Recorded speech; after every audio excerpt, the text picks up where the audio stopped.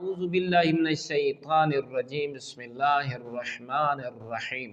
اللہم صلی علی محمد وآل محمد۔ مومنین مسلمین، زیارت امام حسین علیہ السلام کا اتنا اجر ہے کہ امام جعفر صادق علیہ السلام ارشاد فرماتے ہیں، جب کوئی بندہ خدا، کوئی صاحب ایمان شخص اپنے مولا مظلوم کربلا سے محبت رکھنے والا زیارت امام حسین علیہ السلام کا سفر کرنا شروع کرتا ہے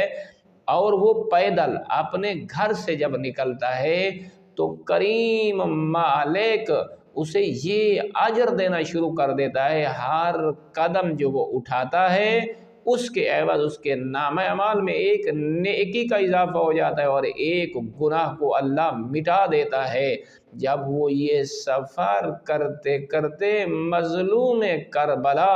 امام حسین علیہ السلام کے حرم میں داخل ہوتا ہے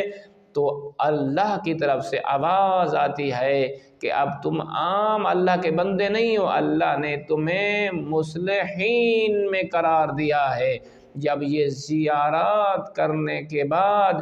یہ بندہ خدا واپسی کا ارادہ کرتا ہے، اپنے وطن کی طرف لوٹتا ہے، مظلوم کربلا کا زائر بن جاتا ہے اور مولا سے آخری الوداع کرتا ہے، تو اس وقت اللہ رب العزت ایک فرشتہ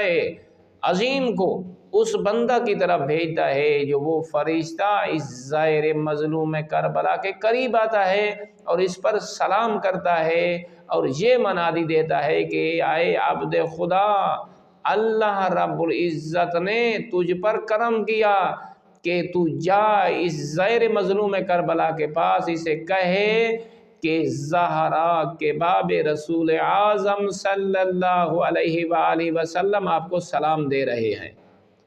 آپ پہ بہت خوش ہیں، اور وہ یہ آپ کو پیغام دینا چاہتے ہیں کہ جب گھر واپس لوٹ جانا،